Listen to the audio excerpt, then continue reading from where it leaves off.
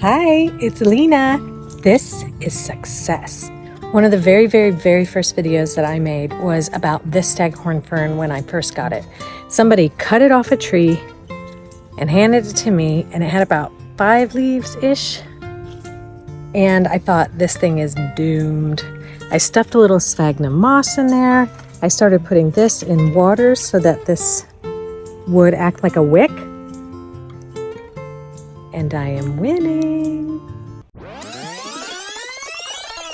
This is a rescued Staghorn Fern. Somebody pulled it off their tree and just wanted to get rid of it. So I attached it to this piece of wood, which is really old and a kind of porous.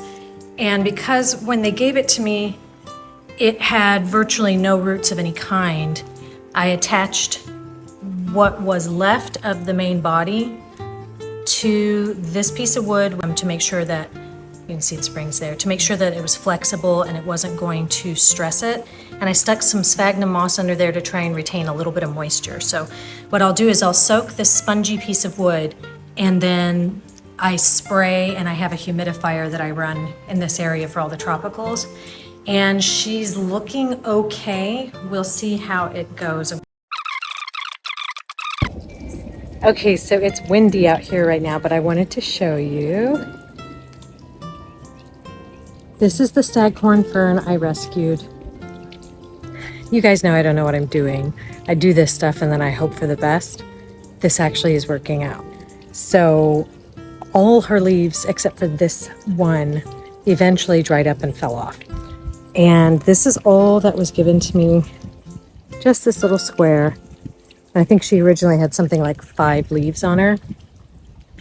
And I put the bottom into a vase of water so that the spongy old piece of wood was like always kind of absorbing and staying fairly moist evenly.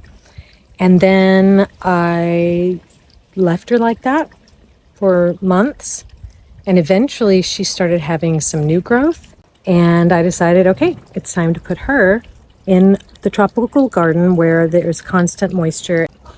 It's a fly getting me. Get out of here. Okay, so this is my little nook that I've had her in. And this is where she currently lives. Now, I know you can't really see, but it stays really moist down there because I always have a very small amount of water dripping onto the rock garden, and it filters through all of these plants. Big lizard. And then eventually down to the rocks. And so she is really happy and has all this brand new, exciting new growth. So I guess keeping her on the wood and keeping the wood evenly hydrated kind of must have done it, because I really didn't give her anything else. Just kind of left her alone. So I'm really excited. I spray down and keep this stuff watered on dry days or when it's really hot. And because I've got them shaded by some cloth, they don't get burned, because the sun on this side of the house can be really intense in the summer.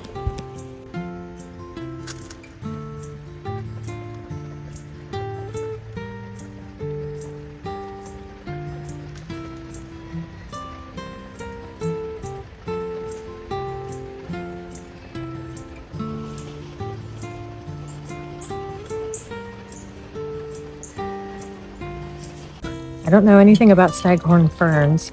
The one important thing that I read more than once when I was researching it, when somebody brought her over to me, ripped off a tree, was hydration. She needs even moisture and she needs a moist environment. So that's why I chose to stick the wood into a vase of water about that much and allowed the plant to be able to absorb moisture mostly from that spongy old piece of wood. I know they grow on trees, but since this is a new plant for me, it's all been learning.